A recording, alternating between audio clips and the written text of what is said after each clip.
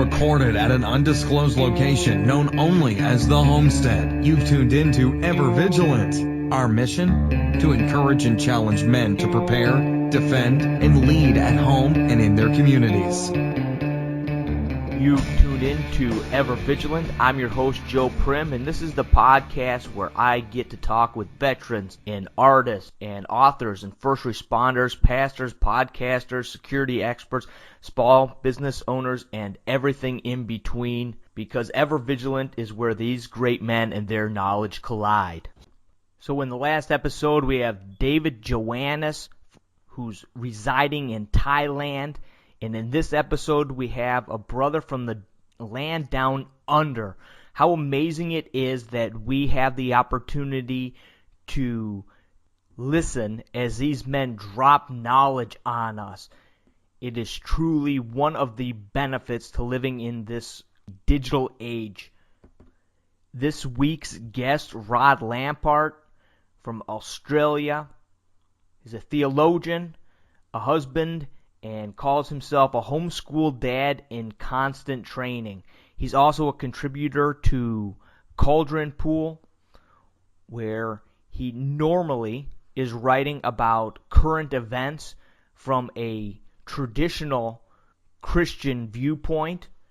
Rod is a gutsy writer for Cauldron Pool that touches on topics that the majority of writers out there wouldn't touch with a 10-foot pole. When Rod is not writing about current events, he is often writing about a couple heroes of the faith, Karl Barth or Dietrich Bonhoeffer. Dietrich Bonhoeffer especially intrigues me, and if you have not, you should do yourself a favor and read or listen to the biography of Dietrich Bonhoeffer by Eric Metaxas. We talk briefly about that book in this episode. For those that don't know much about Bonhoeffer, the movie Valkyrie with Tom Cruise was loosely based on one of the plot attempts that Bonhoeffer was involved in to assassinate Adolf Hitler. We cover a lot of topics in our conversation. I learned a lot, and I think that you will as well. Spartans! What is your profession? See, old friend, I brought more soldiers than you did.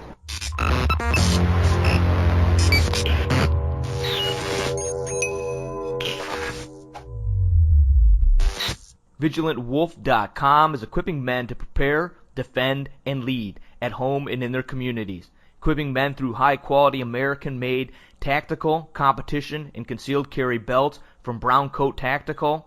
High-quality, proven first aid kits and tourniquets through Archangel Dynamics, and Kydex holsters and magazine carriers from right here on the Homestead. You will also find articles from past guests like Blue Shepherd and Mark Boer from VeritasDefense.com, and it is a great place to listen to and download the entire archives of Ever Vigilant. Be sure to check out VigilantWolf.com. We're equipping men to prepare, defend, and lead. So, in our quest to equip men to prepare, defend, and lead at home and in their communities, VigilantWolf.com is now an official dealer of O-Light flashlights. You can check out the new product lineup at VigilantWolf.com, and I will be running a giveaway to promote the new product lineup on Instagram. You can give me a follow at The Ever Vigilant. Again, at The Ever Vigilant. With all that out of the way, let's jump into our conversation with Rod Lampart. Well, I'm Rod from Australia. I'm a writer for CauldronPool.com. I've been writing for them for 6 months nearly. I'm a homeschool dad. I teach I was teaching 5 kids. One's graduated. I teach 4 different grades. I have a Bachelor of Ministry in Theology from Tabor, Adelaide. And been a Christian about 21 years. I became a Christian at the age of 19. And after a pretty rough youth, drug abuse, self-medication with alcohol, all that kind of stuff, Though I went to Christian schools and things like that, it wasn't exactly an experience that I would say gave me a lot of affection for the church. I never really rejected Jesus Christ or the concept of God, but the hypocrisy that I saw, the I think exclusion as well, the kind of pack mentality that some churches have, did turn me a bit off the institutional church as a whole, and so my walk with God really didn't go much further in those schools, and I played up so much that I was suspended, threatened to be expelled, and I just caused a lot of trouble. And that usually really was the result of the cause of a highly dysfunctional family at home, and we were more, I say, atheist than Christian. Certainly had some cultural aspects of Christian cultural aspects there, where Easter and Christmas and that kind of thing, but nothing to the level of devotion and reverence that you would expect from a Christian who is discipled in the Word of God and also in the faith community that we call Christianity. So yeah, Joe wanted to talk about Bonhoeffer. What did you want to really discuss there? I brought up the topic because you often write about Bonhoeffer. It strikes me as very strange because I grew up in the church. It wasn't until the last few years that I started to really discover Bonhoeffer and who he was. And I find that very strange because once you discover who he is, he becomes such a hero of the faith and such a hero to stand up against what he stood up against. I immediately started, trying to learn more about him and read more about him. It came to my attention right away that he is somebody that you focus on and that you have studied and that you have read very much into. And when I brought up the topic to talk with you about it, you wanted to go even deeper and delve into something a little bit even more interesting than just talking about Bonhoeffer, and that is how what was happening in the 30s there in Germany is paralleling what is happening here in the West right now. And I would love to just hear what you have to say on that topic, Rod, because I think we need to constantly have our minds expanded and to be thinking outside of the box of what we're told or what we're conditioned to believe on a regular basis. Yeah, I think there's definitely a lot of conditioning that goes on within education institutions. I like to call it the education industrial complex, so playing on Eisenhower's industrial military complex. The speech he gave, I think it was his farewell address. I think there are parallels, and I think I've been sort of addressing those since 2013 when I started my blog. And I come from a kind of, I guess you could say, a left-leaning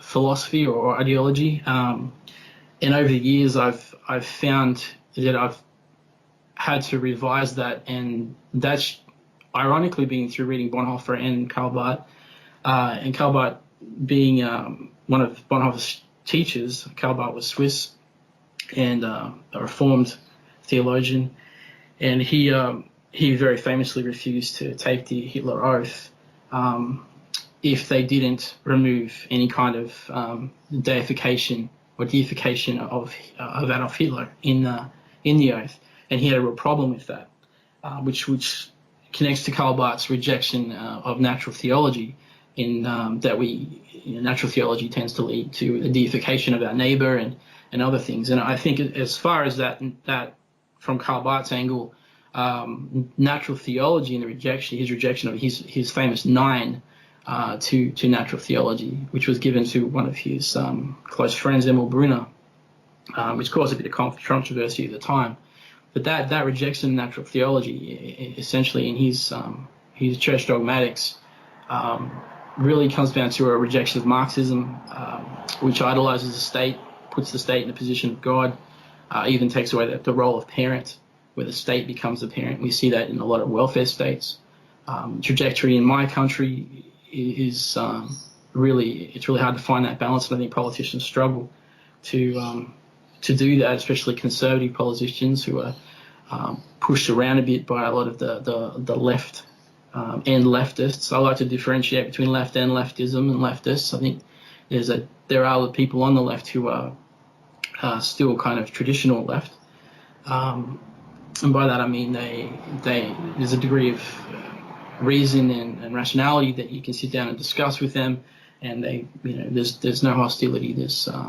The term has been thrown around quite a bit, cultural Marxism. There's none of this us and them and never the two shall meet. So with Marxism, the deification of the state, you have this constant division, this perpetual war between one group and another group, and so that can be the myth of race, which is used black and white, or it's poor and rich and poor, and as we see with the LGBT ideology, there's male and female.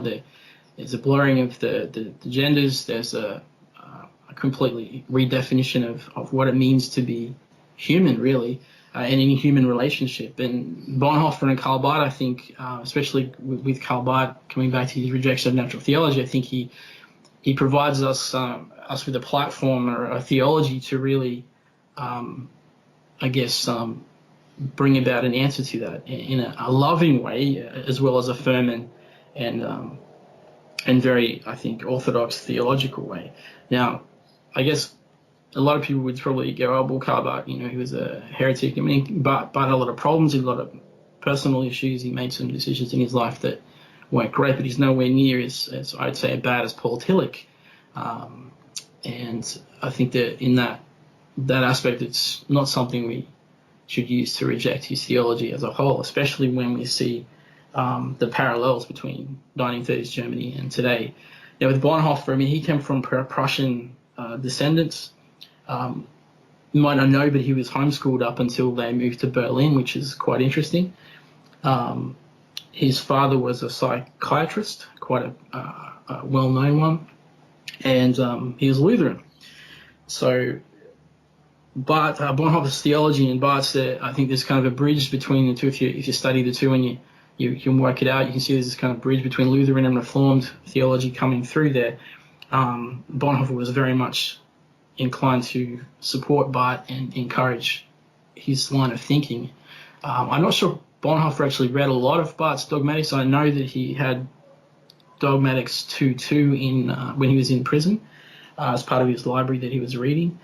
But yeah, Bonhoeffer lived nomadically for quite some time. He established a seminary called Finkenwald, and did his best to continue even under the restrictions that were placed on Christians after 1933 in that time. And so even with Bonhoeffer's life, you see the restrictions that were put on him. He was no longer allowed to preach. He was no longer allowed to teach in seminary, or the university kicked him out. He was banned from that.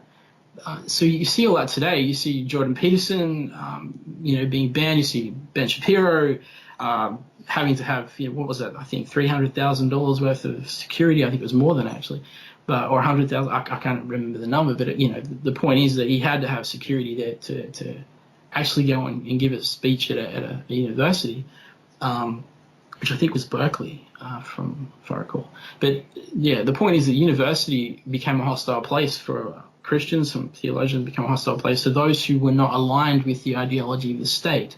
The state again had become God, and that's where we see, I guess, a link between National Socialism and communism. I wrote a piece not too long ago about the Poles, and Poland had suffered quite bitterly in 1939 and 1940. They were stuck between, as I call it, two ravenous wolves.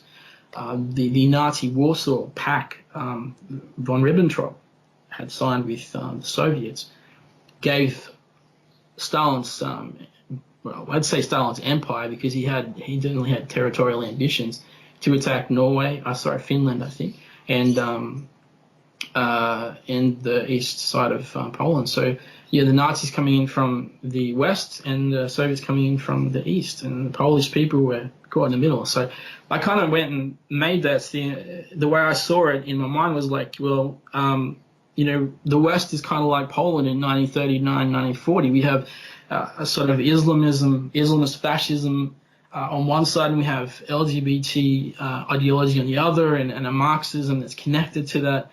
this forced speech. You've got to use the right gender pronoun, for example, or you go to prison, or worse, you lose your kids if you don't teach them about LGBT history. I mean, some of these things are based on news articles, of course. I haven't experienced that myself, and I certainly haven't seen it in my country. But Canada, I think, has been reported that that's happened there. In England, I think it was a mum who was arrested in front of her kids for not using the right gender pronoun on social media.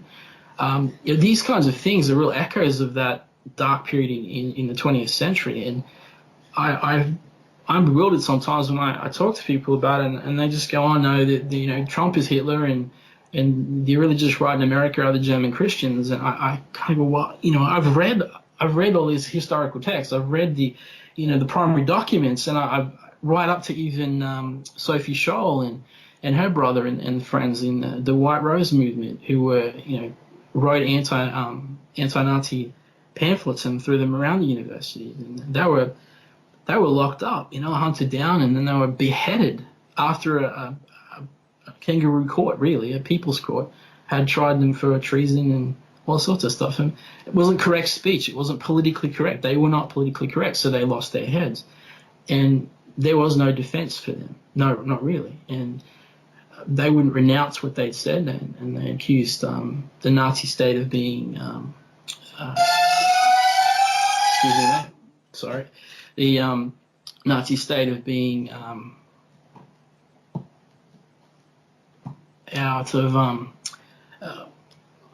anti-German, hostile to the German people, and it was, and it is. And so there were, even when you look at the atrocities the German government at that time instigated and propagated, and you see reflections of that, and say, I guess, China in the locking up of Muslims, the minority there's like 1 million, and there are echoes everywhere, man. And I think that if we see that there's those connections, we can probably at least come up with some kind of resistance to that's non-violent, but can hopefully maybe push for some kind of enlightenment or awakening to say, history can repeat itself if we keep silent here. History can repeat itself if we refuse to not learn from the past or look at the past. And we say never again when we look at Holocaust memorial days and things like that.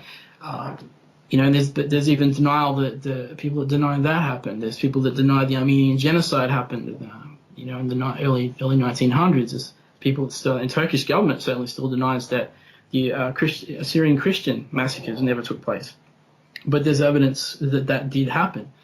And the people that know this and living in that area, south of Turkey, I mean, they don't even give away those locations where the bodies of the people that were massacred are, because they fear that the Turkish government would just come along and cover it up.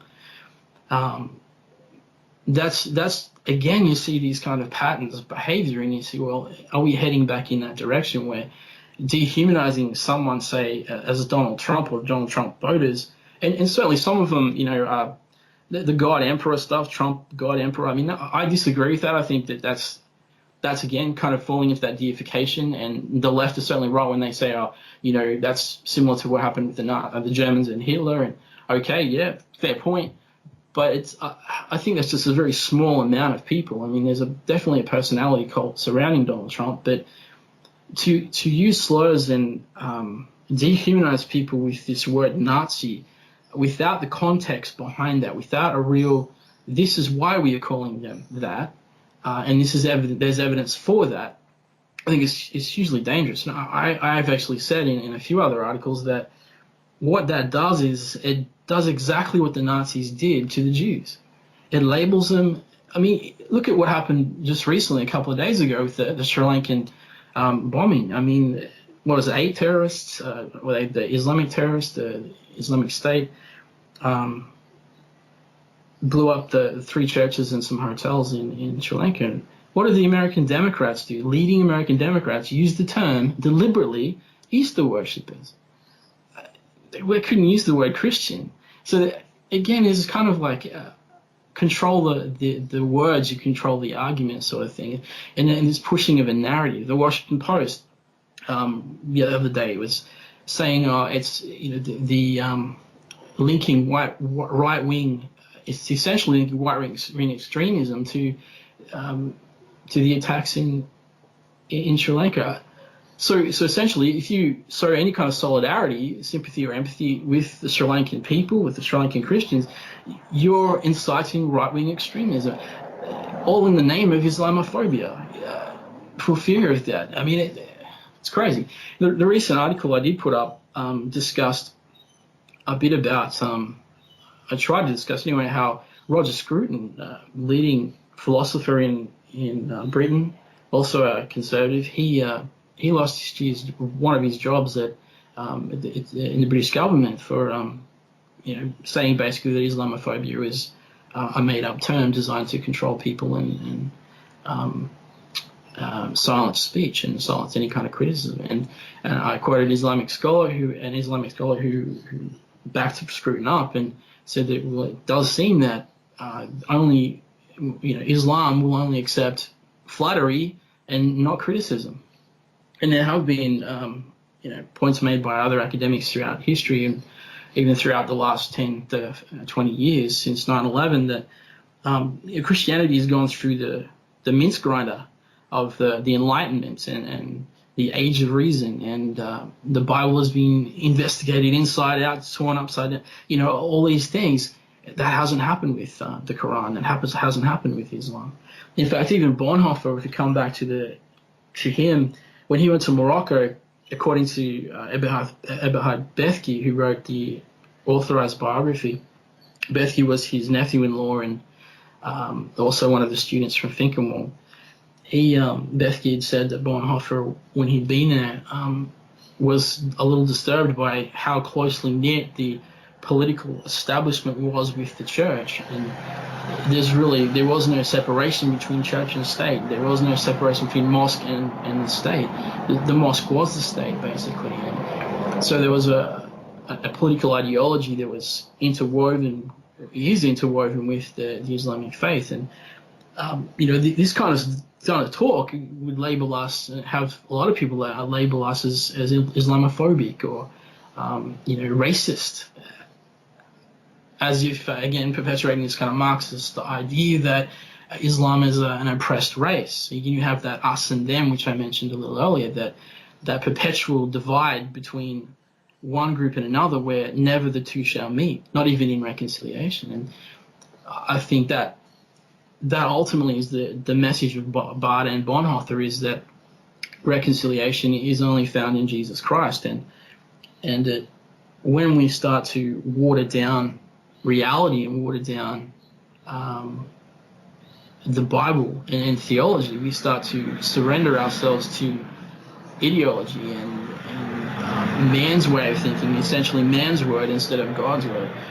And I think that's a dangerous trajectory, and I think that ultimately puts us in a place of compromise.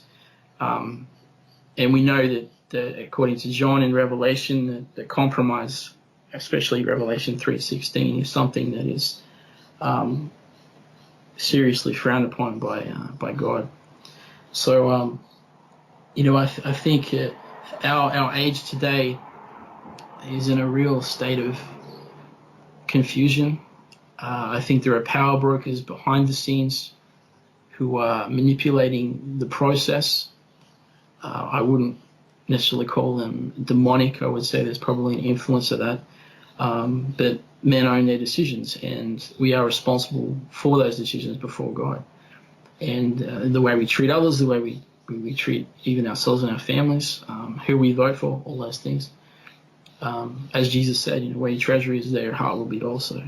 So I think with Bonhoeffer and especially with Barth and Barth's rejection of natural theology, they give us a word to speak today, a foundation to build upon and respond in a way that is Christ-like rather than is like our enemies. And so I think that empowers us to love our enemies and to do good to those who persecute or those who hurt us. I don't think that makes Christ effeminate. I think it turns him into some kind of weak man. I think it strengthens the gospel. I think it strengthens discipleship, and as it's lived out in our lives, it's something breathed and motivated by the Spirit of God, who guides us into all truth. I think prayer is a part of that as well. I think prayer, Christian obedience, meaning follow Jesus, we follow Christ, and faith ultimately. And there's I think political ideology that comes into that. Again, we have this sort of separation of church and state in the West, and I think that's a good thing. I think we see in the Middle East and we see in Northern Africa and certain parts of Asia why the separation of church and state is something we should cherish. Not as a bad thing, not as a thing where we have secular here and a sacred here, two different spheres, because God is, he's God of all, he's Lord of all. So we have ultimately God's divine world governance, as Karl Barth puts it, over both spheres, secular and, I wouldn't even call it, I sort of not like to use the term secular and sacred, but church and state, you have God above both, the God within both. And no matter how secular, God still causes it to rain on the poor, on the rich, and on the ungodly. There's a grace that flows, not just to, I think, Christians who call for it and Christians who are awakened to it, but the world in general. I mean, God created it, and I think that the future for the West lies in that. I don't think it lies in white nationalism. I don't think that is a safe refuge, no matter how much people like to try and redefine it, perhaps. I think it's too much baggage associated with it. Nationalism, in a sense, I think is probably something that I would be okay with. It's multicultural. Not multicultural, multi-ethnic. I think multiculturalism has had its day. I don't think as an ideology that it's actually working. I think it's creating nations within nations. But nationalism itself, I think, unites. It certainly brings people together, and the left would agree with that, especially some of the hardcore leftists who supported the North Vietnamese in the 1960s and 70s. They were a nationalist communist organization, and they were doing their best to unite Vietnam, and that's what a few writers suggest and talk about. I mean, there was one Democrat, William Fulbright, I think his name was. He wrote a book called Arrogance of Power, which is quite an interesting insight into the inner workings of the American government during the start of the escalation of the Vietnam War under Lyndon Johnson, a Democrat president who escalated the Vietnam War. He took American troops in there. South Korean troops, over 300,000, were in Vietnam. You don't hear much about them and their participation. Australian troops were there, and so were New Zealand troops. It was, in a sense, a multinational force that was trying to help the South Vietnamese. But if we're talking about nationalism, we talk about left opposing nationalism. I know Trump said he was a nationalist. You have to say, well, why is it okay for North Vietnamese and for you, back then you backed that kind of nationalism, but when you look at, Trump's "Make America Great Again," it's somehow toxic white privilege, and it's embedded with all sorts of, reminiscences of Nazism and white supremacy. To me that just doesn't click. I just don't see that, and I think there's a discrepancy then between. Okay, your support for communist nationalism in the North Vietnamese, but not American nationalism, which is multi-ethnic and is proven to be multi-ethnic, with Australian nationalism, which is the same. I understand that nationalism was a big problem in World War I, or so we're told anyway, but I can't see that because it was empires that were fighting. It wasn't necessarily nations. And so there's even a sort of a quagmire of discussion you can get into there and debate with people about, is nationalism healthy? Is it, what kind of nationalism is healthy? But the left try to, I think, dominate the debate through slander. I also think through misrepresentation and manipulation, use half-truths. It's certainly Easter worshippers in Sri Lanka is a half-truth, but the majority were Sri Lankan Christians who died attending church. So why focus on one? It just proves that there's a pettiness to their politics, and if not a maliciousness and devilry that's involved in it. And so with Bonhoeffer and his life, I think him being banned from the academy, being banned from being able to preach, and his essentially being gagged and his hands tied, and which is what happened when he went to prison. And he was very limited in what he could do. I think that gives us an example of what we could probably see. In fact, Bonhoeffer, in his book The Cost of Discipleship, he warned about this, and on page 99 of the I think it's the SCM edition, classic edition, he says that the time is coming when the confession of the living God will incur not only the hatred and the fury of the world, for on the whole it has come to that already, but complete ostracism from human society, as they call it. Christians will be hounded from place to place, subjected to physical assault, maltreatment, and death of every kind. We are approaching an age of widespread persecution. Therein lies the true significance of all the movements and conflicts of our age. Our adversaries seek to root out the Christian church and the Christian faith because they cannot live side by side with us, because they see in every word we utter and every deed we do, even when they are not specifically directed against them, a condemnation of their own words and deeds. They are not far wrong. They suspect too that we are indifferent to their condemnation. Indeed, they must admit that it is utterly futile to condemn us. We do not reciprocate their hatred and contention, although they would like it better if we did, and to so sink to their own level. And so they're right there. I mean, that was 1930s. And Bethke writes that The Cost of Discipleship, as a book itself, is a call to battle. His words directly, costly discipleship might be seen as one of the strongest answers to the events of 1933. Obviously referring to Hitler's take on power. I mean, he was elected, but then quickly made it a totalitarian regime. So I think, as I said, with Bonhoeffer and even with Karl Barth, we see an example and an encouragement of how we can respond in a day and age where, as Churchill said, a gathering storm appears on the horizon. But like I wrote yesterday, there is hope, though, I think, Joe, and I think that people like Jordan Peterson, although I don't fully agree with everything, and I think he's too vague with his theology, a little bit probably too timid when he's talking about Christ and faith.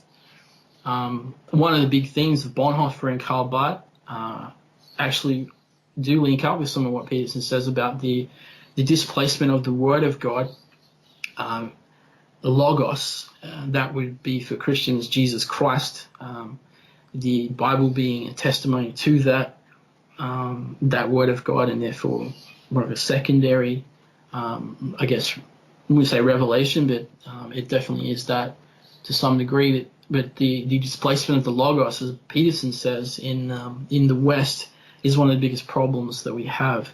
And when we sort of remove that foundation stone, we end up in all sorts of dilemmas. And I think postmodernism, the intellectual subjectivism and things like that, which seek to redefine things according to the way we see them, not the way that they actually are, poison our academic systems and lead us away from truth rather than into truth. I think we then become slaves to the spirit of the age, not participants and followers, the Spirit of God. So as a whole, I think it really fits in with your theme of being vigilant and keeping our eyes focused on Christ, because from that that light we see things that other people might not see, and that makes a lot of people uncomfortable, especially if you have a genuine Christian who sits back and says, look, this is one side, this is another side, this is where I stand, this is where Christ, I think, stands, and therefore this is where I'm going to go, and it might not agree with either side. But I think there's also a lot of, with social media, I think there's a lot of likes, shares, and comments are commodities, right? So things are written and things are said in order to, I guess, acquire an audience or to maintain an audience. And there are some academics. I recently clashed with one particular academic in Australia who's a Christian theologian and a pastor. Over here we had a footballer by the name of, which is rugby league, Super Rugby Union, Israel Folau. He posted I'm not sure if you know this, but he posted a scripture verse to his Instagram page, which talked about the homosexuals and liars and adulterers are all going to hell, unless they repent, right? And he has a $4 million contract, and he's had that basically torn up because of that Instagram post. It's considered to be not within the values of the Rugby Australia. And I scratch your head at that and go, if he can be fired for just posting something to Instagram on his personal wall that fits with a theme that he has on that wall and that page, are we not seeing parallels to the White Rose movement, who were beheaded for writing pamphlets and distributing them in the halls of university against the Nazi state? Clearly there's a parallel. And if anyone to say, well, no, the White Rose movement are against right-wing people and it's all about leftists and things like they're all ours and we own them, I think that's dishonest. I think it's intellectual dishonesty, because as with Eric Metaxas, with his book on Bonhoeffer, academics tore that apart. I sat back and watched it, and they were like, I wouldn't say they're gloating, but sort of bathing in their own ownership of it. It's almost as if they deified Bonhoeffer and said, no, you can't touch him. He is ours. And that's, we're talking about New York elite. We're talking about the Princeton and Harvard. I mean, the theological community. And there's even someone who written a book called No Ordinary Man, which talked about Bethke and Doheny, I think, I'm pretty sure that's how you pronounce his name. And Doheny was related to Bonhoeffer and was in the intelligence of the Wehrmacht during the time of the Nazi government. Not a Nazi himself, but working within the General Army, and he was one of the instigators of Valkyrie. He was one of the key people involved in the attempt to assassinate Hitler, the one that the Tom Cruise movies based on. So Bonhoeffer was connected to that, and this book was written, No Ordinary Men, and at the end of it, it's basically saying, well, we focus too much on Bonhoeffer and not enough on Doheny.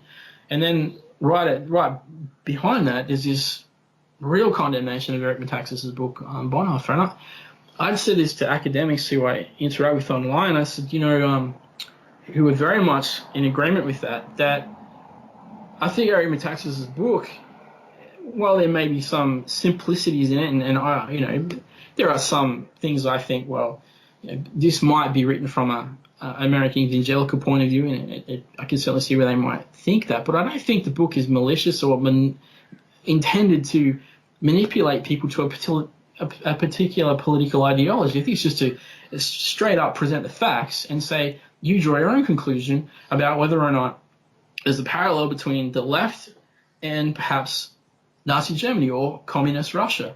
I think it really leaves it up to people to do that. And I actually don't even think Metaxas says that in there. I think he said it in other articles, and he's one of the most prominent speakers, I think, when it comes to talking about parallels between 1930s Germany, Bonhoeffer, and today.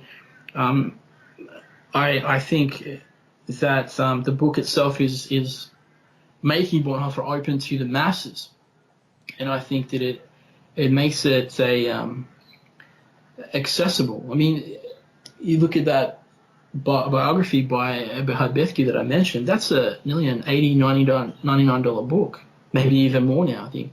That's in Australia anyway. It's probably a little cheaper in the US. But you compare the price of Metaxas's biography, which is mass market edition now, I think is out. I mean, who's gonna do that? Who's gonna pay $100? Who's not an academic, who's not actually studying it and doesn't really need to? Who's gonna read about Bonhoeffer in the same depth as, say, Bethke presents Bonhoeffer? I mean, so the left kind of seem to have this esoteric bubble. I would even dare call it maybe Gnosticism, a Gnostic sort of, this is our special knowledge and we have to keep this. Again, that kind of deification of Bonhoeffer. I would come back to Barth's rejection of natural theology, and that would question their approach here. The question, well, what's their motive? What are they trying to protect? Why are they trying to protect it? Why are they trying to sit on this? Well, I guess they're tenured positions in academia, and it's it's now the establishment, and maybe they fear losing their jobs, like Peterson, like Roger Scruton, like Israel Folau. You speak out, you speak up, you become a target, and I think the majority of people would be really seriously concerned about that if they're not expressing that online already. That's you probably even say that the election. And I prefer to use the term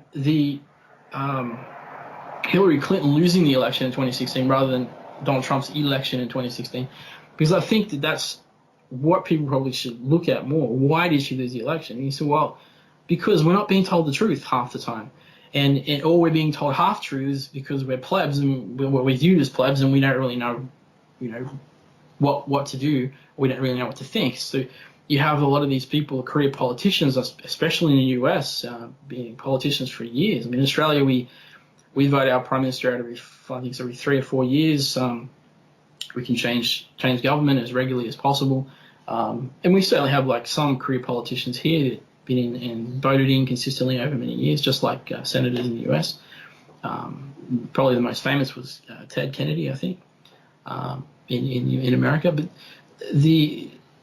this kind of aristocratic political class, as Simone Weil called it, a bureaucratic caste, seems to think that they know better for us, best for us, and they know what's better for us than we do ourselves. And you see the same again. That attitude, that mentality, is the same as what we saw, what is seen in the history books and presented to us in the actions and the behavior of the National Socialists in Germany in 1930, especially in their treatment of those who oppose them and criticize them, such as Bonhoeffer and Karl Barth. I mean, Karl Barth was eventually booted out of Germany because he wouldn't sign the Hitler Oath, and created the Barmen Declaration, one of the main authors of that, which rejected false doctrines such as the worship of the state. And I mean, a lot of people I see online are like, oh no, Hitler was a Christian and Nazis were Christians, and I think that is actually, I think that's true. I think that there's a real probably, as you said, conditioning that's taken place there, and people think that, but it's not the facts. Hitler used Christians. He certainly didn't have any time for the clergy, and we see that in how many pastors he locked up and sent to the front. Majority of theologians who were students of Bonhoeffer at Finkenwald, and this is a great example of my point, were all sent to the Eastern Front. Were all killed. Majority of them. I think there's only one or two that survived, like Bethke, and perhaps they only survived because they were able to negotiate around that. Bonhoeffer certainly did. He was conscripted, but was able to negotiate around it because of contacts within his family. Which brings me to another point about his descent. Bonhoeffer was bourgeois, if you want to use the Marxist terminology. He wasn't working class. Neither was Karl Barth. But there are people who would go, Karl Barth was a socialist, and yes, he was a social democrat, but he was never sold out to that, and certainly didn't worship Karl Marx as being some kind of savior of the world, or Marxism as being an economic alternative to capitalism that's going to liberate people completely and bring them into this utopia. He was well aware of the fact that the human heart is sinful, and as a Christian theologian, was more than ready to state that. That doesn't stop people from, again, trying to deify the process, deify Marx, deify, and to do that, they'll use theologians like Karl Barth to prop up Marx. And this is what happened again in Nazi Germany. There were theologians who did support Hitler and initially, and there are other Christians who were like, yeah, and they used the Bible. German Christians did this. This is one of the reasons why there was almost a schism. There wasn't quite a schism, but between the German Christians and the Confessing Church, which came to be after the Barmen Declaration, and the Confessing Church were those German pastors who opposed the Nazification of Germany, and especially Nazification of the church. Not all of them agreed with each other. They were in the Confessing Church. There was some disagreements, especially about the progress that was being made under Hitler, economically and I guess socially. There was things there that were discussed and disagreed upon, to some to their own shame, such as the Jewish question and the Aryan clause. Those things were huge problems for the Confessing Church, but you see the state manipulating, again, the church and using the church to push an ideology, and you see that with LGBT ideology. You see rainbow flags in churches near the altar. What's the story there? You see an American flag in a southern state in America near an altar. Oh, it's white supremacism. It's bad. Well, if it's a rainbow flag, oh no, that's okay. Well, is it okay or is it not okay? What's the go? If one flag is bad, why isn't the other in a church? And so, again, so the discrepancy, you have to ask the question: okay, is there a dissonance here? Is this kind of, what are we being sold? If one's not okay, then why is the other okay? Yeah. So you go in that way. So I don't know, Joe, if you've experienced that or you've seen that or anything, but yeah, most definitely, Rod. I mean, because you have to look at those things that are said as, like you said, where you brought up the topic of Easter worshipers and how that contrasts with what was said by those same politicians after the horrible massacre that happened there in New Zealand. And you see, if you contrast the two statements that were made, there's no way that you can look at those things and not think that there's something more going on there, Rod, than just these were people's thoughts. There's a line, there's a script, there's something else being played out before our eyes if we're wise enough and if we will take the time to look at the facts versus look at what we're being told. It sort of reminds me of the magician who he's doing his sleight of hands and he's putting your attention somewhere else so that you're not noticing what is actually going on. And especially then when you do notice, then it reminds me they get real loud, right? Just like in The Wizard of Oz there, where it's like, pay no attention to the man behind the curtain, in this big, thunderous, booming voice that scares everybody back into submission. Yep. To pay back attention to where they want the attention to be. And it's once you kind of start to notice and start to see things in that light, it's really hard to not see it everywhere. Yeah, I think that there's definitely my latest article with Cauldron Pool was based on that. There is a discrepancy, I think, between how the Muslim world was embraced around the world as to how the Christians are treated. It's not a competition for sure, but I think that people have to look at social media and start to really think critically. Maybe apply scientific reasoning to this. The who, the what, the why, and the how. Interrogate it a little bit more and ask themselves, cui bono, who benefits from saying Easter worshippers instead of Christians? What is the deal there? One of the I think one of the standout things was the Antonio Tajani, the European Parliament president. Not too long after the attacks, he came out and very strongly condemned it, and also linked it to a real genocide. His words, a real genocide perpetrated against Christians. He wasn't afraid of doing that. Yet, not long after that, you have again leading American Democrats who come out with this and they fall in line with one another using this term Easter worshippers. The mind boggles, It is like, okay, well, again, cui bono, who benefits from that? What are they benefiting from? What are they trying to do by not referencing with the term Christian for Sri Lankans? Actually, I wonder if we could argue that that's actually racist, that what they did. This fear of acknowledging that there are Christians in Sri Lanka, perhaps. And they're probably a weak argument, but it certainly raises questions, about what was their agenda, what's the agenda, what's going on behind that. Not calling a spade, politicking with half-truths. Theresa May came out, and what she said was, and this is not an exact quote, but it was, the attacks on the churches and the hotels, are a tragedy. Well, yes. There was more than attacks on buildings, right? Buildings don't bleed. Buildings didn't die. People died.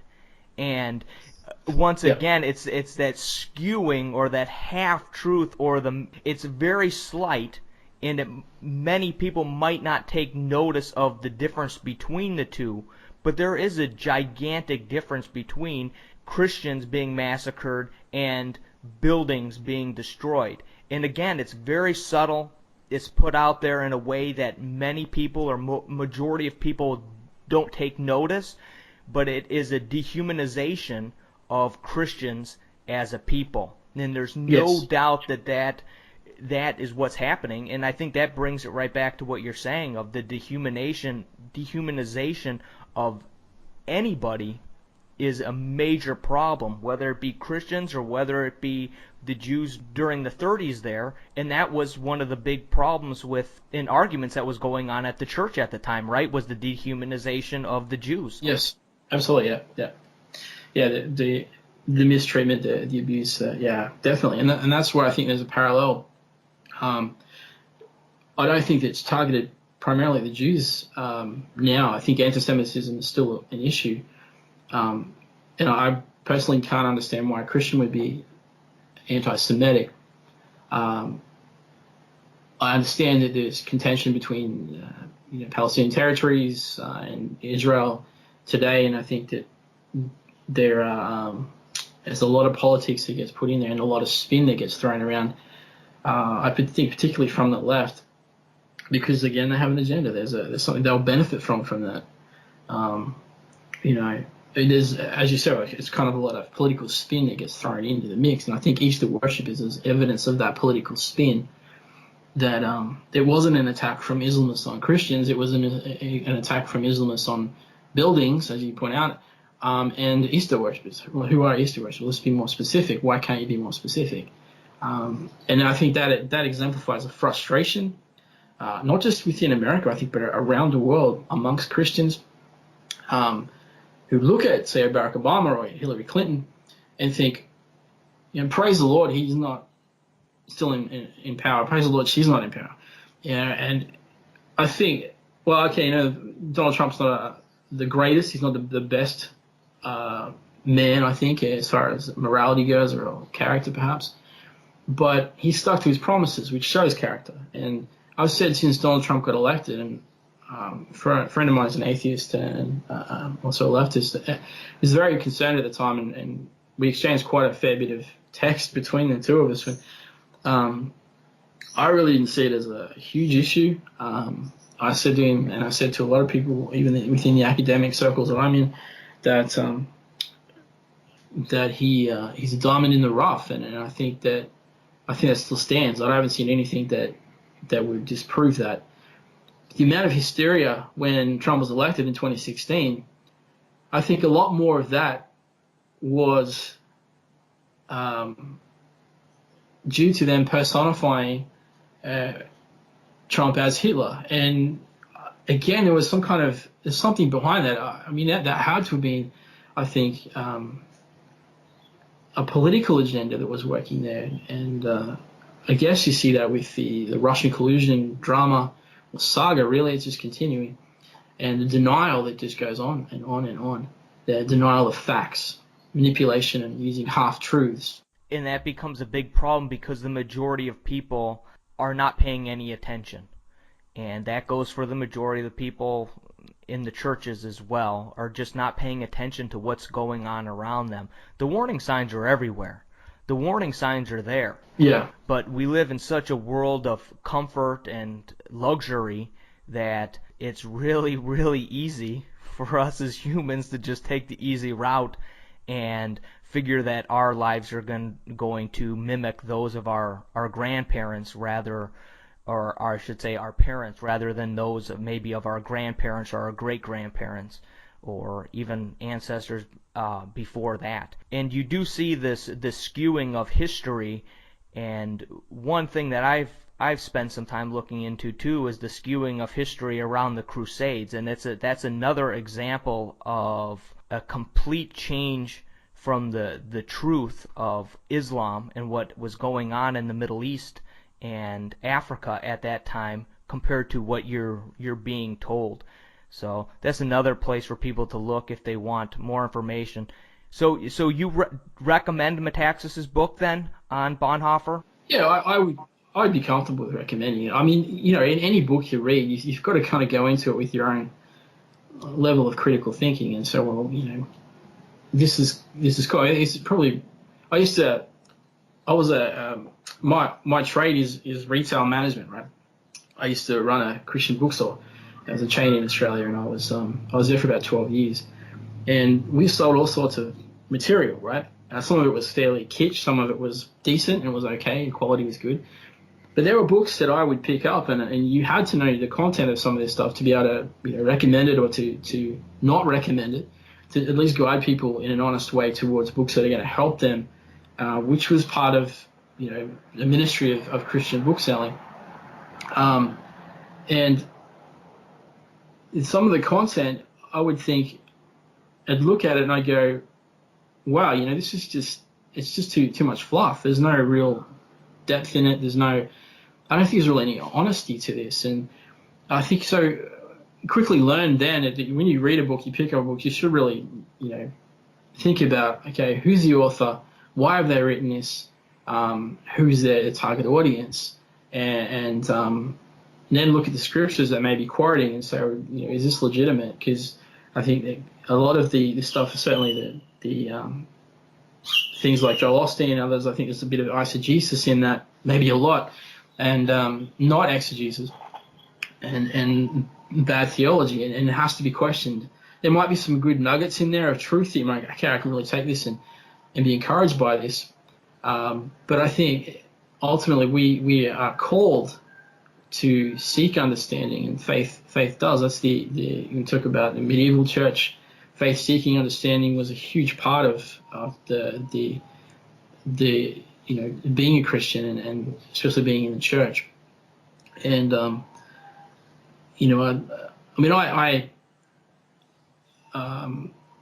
got a lot out of Joyce Meyer's teaching as a young Christian, but there were things I didn't take everything as gospel that she said. I always had the Bible with me, and I was also reading those things and studying through that. I just didn't have a lot of time to sit in Bible study at church, but I was just full on active with work and other things. So you have to find the time to look at these things, and I think that, again, applying that critical reasoning to, okay, this is a person who's written this, they're just as fallible as I am. Does it meet with the biblical text? Does it meet with good theology, good, sound, solid theology? So I think Metaxas's book, I'd be comfortable recommending it because I think it gives a great introduction to Bonhoeffer, and it gives a solid introduction to his life. I wouldn't recommend the abridged version because I think that you really need to get your head around the entirety of the context of Bonhoeffer's life, and starting with how he was raised, his family, and the generations that come through. I mean, Bonhoeffer's lifestyle is a life and where he came from. Completely different to my own upbringing. I mean, we were raised in welfare housing. So I'm reading these books of these theologians and these amazing, people who stood up in history and spoke with tremendous amount of courage and bravery. And I'm thinking, wow, do any of us get a chance to do this? If we are, then are we doing it? And I think there's complacency within the church and apathy, as you mentioned. I think it's due to either the fact that people are time poor, they don't have the time to really chase down things, or they're paralyzed by political correctness. They fear saying anything that might disrupt the status quo, or they fear that they might be rejected by their peers or their friends because they disagree with homosexuality, and they have good reason to disagree with it, not just because they have some kind of myth about what homosexuals are or who they are. I'm talking the act, not the person or the people. So I think there's this very real fear of being ostracized or excommunicated from the church or from Christian fellowship because you disagree with a particular ideological view that's come into the church and has been propped up as a doctrine or gospel to the detriment of theology. Barth had pretty much an argument that says that we mustn't let theology become the slave of ideology. And again, his context, the rejection of natural theology, which is connected to the rejection of Nazism and Hitler, really sort of speaks to that. We have to keep following Christ, not the Führer. And no matter how much the state says to us that they know what's best for us, they're not God. And certainly the state can be of benefit and can help, but it has a role to play, and that role isn't deified or to be deified and lifted up to be some kind of holy act where every word they speak is an edict of or a fiat of the Pope or something like that. One of the examples I think that really speaks to me about the parallels between then and now, and I think that Metaxas really covers this.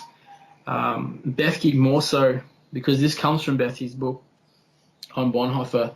He mentions that Hans Kerl, as a Nazi minister for church affairs, had issued an edict in 1937, and he said this: the church's proclamation, which is its preaching, teaching, gospel, its activity, its service, its ministry to the German people, must fall into correct relationship with National Socialism.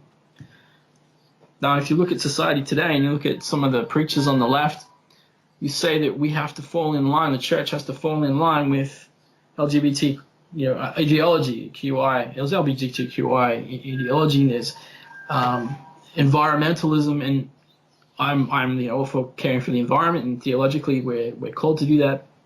But whether we're to deify nature and find God in that, again, there's a line to be drawn and said, okay, well, we can't go this far. That's going too far.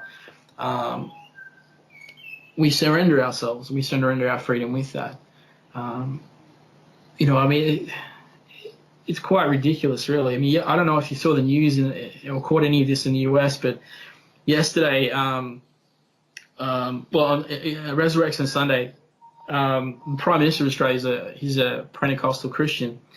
He attended church, and he, as you might know, in Pentecostal churches often put their hands up as an act of surrender and worship and sign of humility. But some people on Twitter decided to, I wouldn't even say they were mocking it, really. They were actually starting to infer that, and they did say that, this is what they said. One of the users said, a Nazi salute. Have a look at the photo. Only 2 men are doing it, so it can't be a religious thing. Another Twitter user said, the only difference to this in the Nazi rally from the 1930s, referring to the Pentecostal church service that the Australian Prime Minister was attending, and that is his church, that they are players and the date, except Murdoch and Hitler is Morrison, and Morrison is Goebbels. So I was referring to Rupert Murdoch there. Then another one asserted that Scott Morrison is not a Christian. By the works you shall know them. Looks like a Nazi salute to me. So, there are anonymous users that did this, and there are only a few examples. But I don't think that fact delegitimizes the severity of what they're saying, the accusation they're making, or the negative pattern of behavior attached to it. I think that, again, we come to that spin, and we have to ask, where is that spin coming from? Where are the half-truths? I'd say we even have to apply that to the cult personality or the personality cult surrounding Donald Trump. I think that the Daily Wire guys do that really, really well. We certainly try to do that at Cauldron Pool.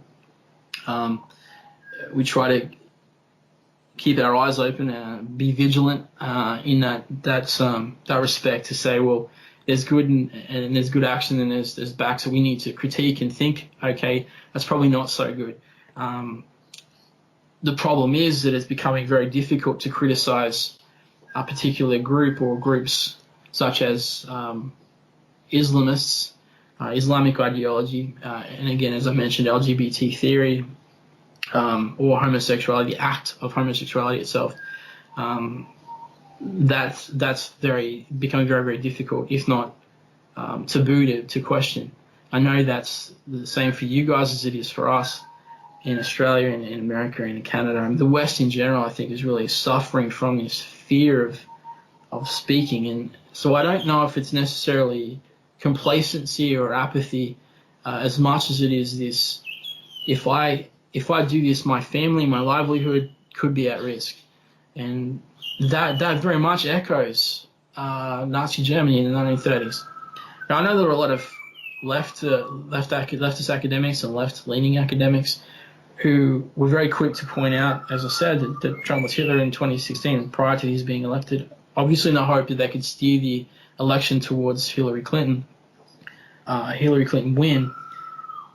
And they were devastated when Trump got elected. And I was seeing it on Facebook and some of the things they were posting, even articles they were writing. These are guys I thought were quite level-headed and rational, were showing this kind of panic and hysteria that to me just seemed to be quite unhealthy. Then I thought about it a little bit more and thought, maybe they're deliberately doing this to appeal to a certain group. And after my initial kind of thinking about it, I thought, well, these guys perhaps are trying to appeal to stay in and within that group, or to have, win sort of some kind of applause from that group. And when I started to challenge it, I started to realize that theory was probably accurate, because they would full-on jump on anything that I said that may or may have seemed that I was supporting Trump voters. There was one particular occasion which stood out when a friend of mine from Nagalim, which is northeast India, he's a theologian, he's also a Barth scholar. He's very much, he likes Donald Trump. He probably goes a little bit too far sometimes, but I understand why he's doing that. He put a pro-Trump post, an article was written by, I can't remember where, but it was put up, he posted that to the discussion group they're a part of, and he got jumped on like crazy, to the point where he was being accused of saying, and this is really, really strange, because they were saying, you're not an American, you don't have a right to an opinion about American politics. And these are the same people who are saying we should welcome refugees, we should have open borders. And it was this disparity, man, between, okay, and I watched this, and so I thought I'd jump in and make some comments and point that out. And I say, well, isn't it racist to say this guy from Northeast India can't have an opinion about American politics? And they're like, and I was like, well, man, I mean, come on, you can't have it both ways. And if one standard for one group and another standard for another would essentially mean racism, if you want to go down that road. And so it ended up in this kind of big discussion. The page itself, the post itself, got deleted by the admins after I was accused of making a living offline by, hating on homosexuals and all this kind of stuff, which is completely untrue. But it was extreme, and I didn't expect to have that kind of hostile reaction to an Indian from Nagalim posting a pro-Trump and talking about some of the good things that could come of this. And I was shocked, mate, and I went into it fully knowing that I probably wouldn't be welcoming this group anymore. And I defended this guy. I defended my friend from Nagalim, and I think that the people who were posting were pro-LGBT. Some I think were from that community, and a couple were African Americans. And I was kind of shattered to some degree too, because I've been part of that discussion group for quite some time. and made contributions and had good discussions. But the election, with the Hillary Clinton losing the election, seemed to tip these people over the edge. And as much as I respected them, I had to start to go, well, maybe it's time to let those people go and start moving in a different direction. And so, that's where I started to really think hard about the parallels more and more between Germany, 1930s and today. And I don't think we can escape those. I don't think we can run from it. I think we have to confront it, but we have to do so with speaking truth in love. And also, as your podcast is called Vigilant Wolf, I think it's important to be vigilant with the facts. A group called Radiance, the Radiance Foundation in the US, loves to use the term factivism, and I actually like that term. I think it's quite good, and it sort of pushes back against the notion of fake news, of the notion that people can use half-truths to manipulate in order to steer political outcomes their way. I just don't think that's something that we should be entertaining in the West. I think it's detrimental to the future of our society. And when I say our society, I mean America, Canada, New Zealand, India, democratic countries that were built to, I guess, further the advancement of humanity to some degree, not repress it, not suppress it, and uphold freedom. Well, time has flown by, Rod. I really appreciate you joining me. Real pleasure talking with you. I've been following your stuff for a while. Cool. Thanks for having me. As always, check out the show notes for more information and links. If you are a regular listener to Ever Vigilant, there are a few ways that you can help this mission advance. Subscribe, share with a friend, leave a review where you listen to this podcast, make purchases at vigilantwolf.com, or for as little as $1 a month, you can join the Wolf Pack by becoming a Patreon supporter. You can go to patreon.com/evervigilant for more information on the support tiers and the benefits of becoming a member of the Wolf Pack.